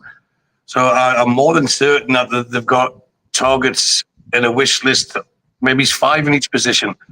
And it's like a jigsaw. If you get a number 1 and having to pay over the odds for him, then your next position, you can't go for number 1, because of the cost. But we would do the same if we were in their position. In fact, we are doing the same. You've seen how the media has went in overdrive about Isaac going to Liverpool. At no stage has he said he's unhappy at Newcastle. He's on a 3-year contract. But what they'll try and do is, because we're a threat, they'll try and unsettle him. But I think he's headstrong enough to know what he wants, and I'm pretty certain they will sit down with him. But these guys have been on holiday; they're entitled to holiday. It's the close season. Once people start coming back, and then they can get chats done, and we can then start going for the transfers again. But I agree that prices. If you look at now what Alan Shearer went for, a world record of £15 million, what would that get you these days? Nothing. So it depends what you're holding it against, But the prices of players in the real world is ridiculous. But when you start seeing what it is going to be over the next 5 years, 10 years, it's going to happen. But you had PSG spending nearly 200 million on Neymar, the same on Mbappe. But would we want that if the gloves were off and we had an open playing field? Would we want the PIF to invest in that sort of money for a singular player? I wouldn't, and I really wouldn't want that. But I do agree with the question that the prices are getting not out of hand, but they are increased. But that's because the jeopardy is higher. If you're selling one of your better players and you get relegated, and I know I'm going on to a different conversation now, that player could cost you 100 million. You know, you could lose 100 million by being relegated. So with the way transfers are going, it's up to it's swinging to the player power. Now, someone like Gay, he could sit and would do his contract and then go to Liverpool, which the Liverpool fans will laugh and love and then lap it up. But when it affected them with Trent Arnold, they didn't like that. So I agree that the prices are overinflated value-wise, but that's the way the sport is at the moment. You know, is it real value anyway? You know, how can you justify anyone getting paid in excess of £200,000 a week? You know, it's mental for kicking a football around, but it's because of the money that's in the game. The difference is because of the rules, you can't spend it, and those who had the advantage at the start are still holding the advantage for now. So the transfer fees are getting higher, but they'll not get lower. They're not going to get any lower in the future. They'll continue to grow. So we just have to be canny in the market and get the best out of the pot we've got, which I'm confident we will. Okay, Steve? Yes, there's a Saudi tax. We know that. Eddie spoke about it a couple of weeks ago at the end of the season, suggested that, you know, we might get priced out of the market in terms of what clubs might demand for certain players. Point out the club will have a value on a player that they're looking at and probably won't go above it. You will always, I mean, the whole transfer market's driven by the players themselves and their agents.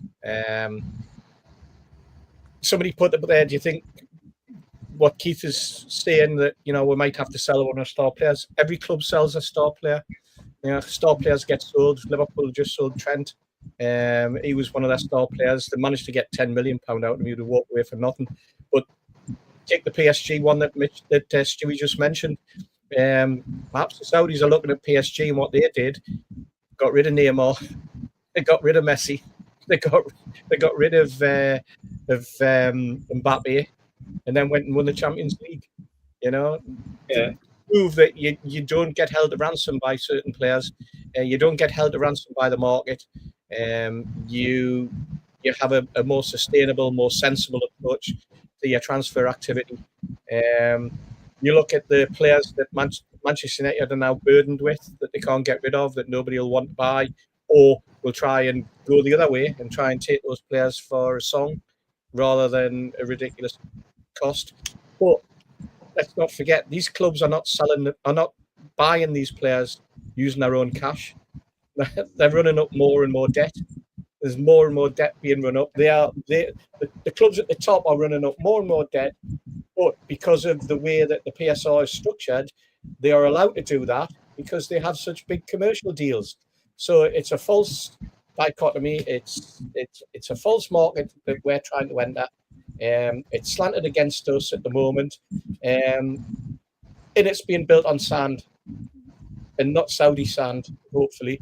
But it's been built on sand. You know, when you've got a club like, say, Aston Villa, who have got, 95% of their turnover is going out on players' wages. That's not sustainable. I read that Chelsea have got 8 goalkeepers. We're laughing that we've got 5. They've got 8 goalkeepers on the books. And they're talking about getting Martinez because he's available. So that'll be their 9th goalkeeper.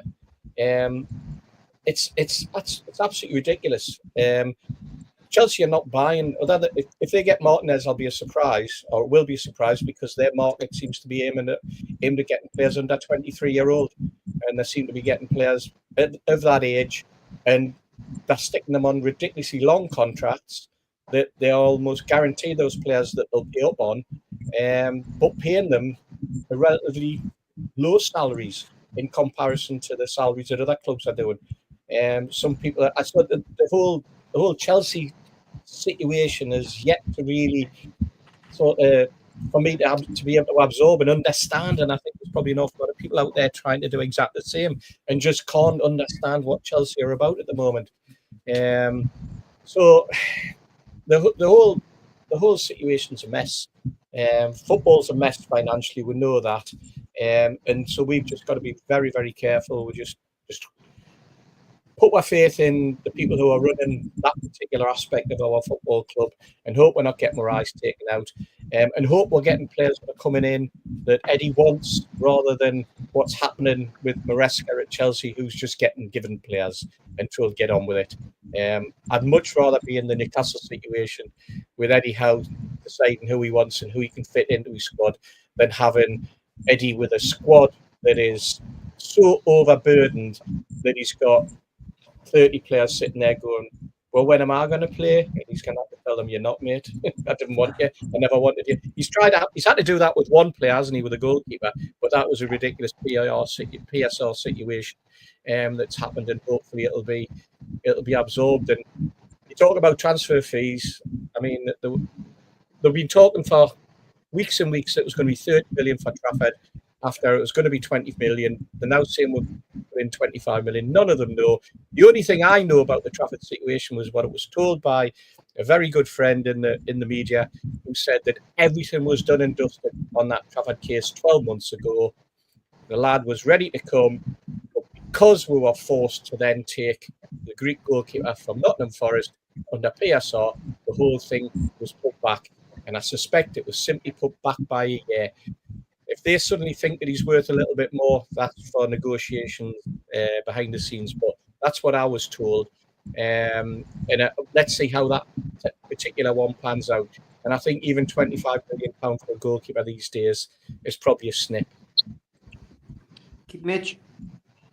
Well, again, it comes back to PSR not being adjusted for inflation and taking into account current market values.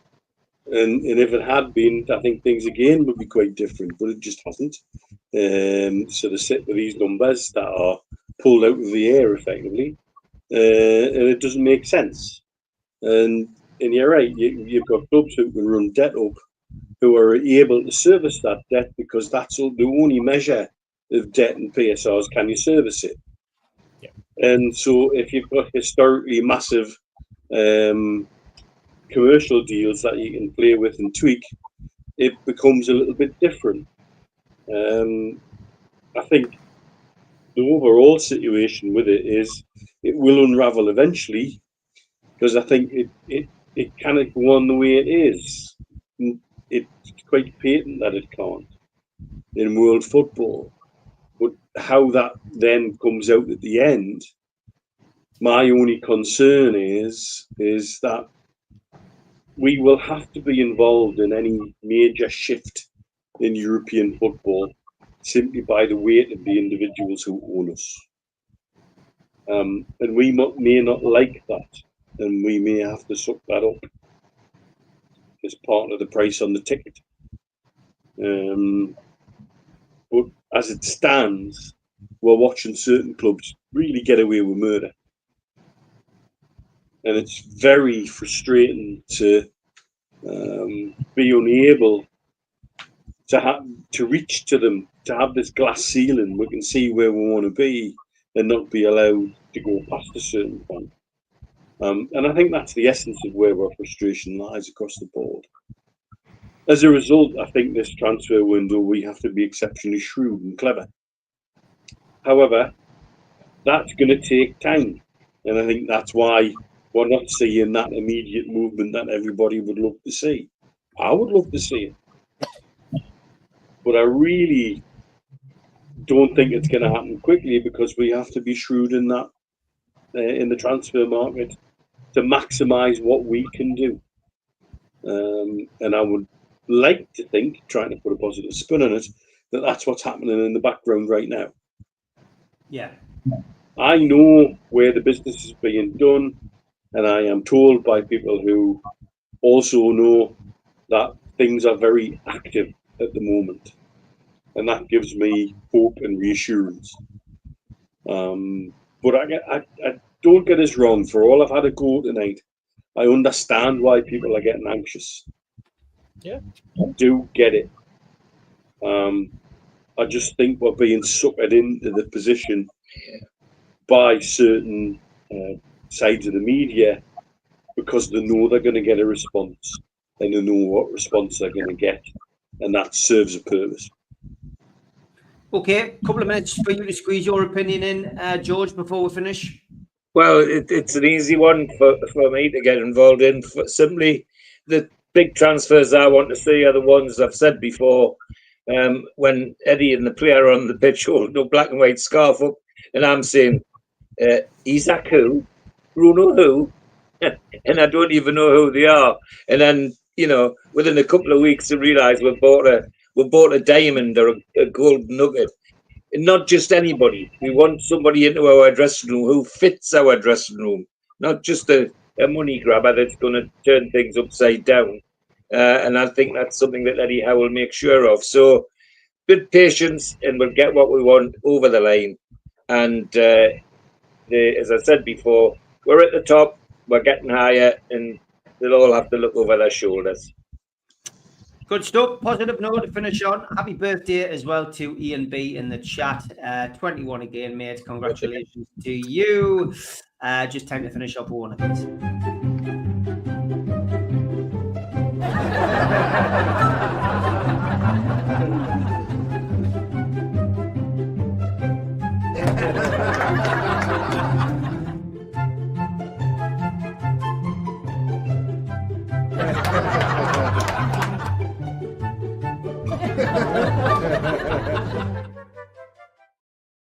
My new girlfriend works at a wine bottling plant. She's a corker. Oh, hey. Thanks everybody for tuning in. Back tomorrow, 7 o'clock for the fans forum tomorrow night, and normal service resumed almost this week. 7 shows a week as always. Look forward to seeing you tomorrow. Thanks to everybody. Thanks to Stu. Thanks to Steve, to George, and to Mitch. And I shall see you gentlemen on the bottom row on Tuesday afternoon. Take care. take care, guys. There's All the best. a lot of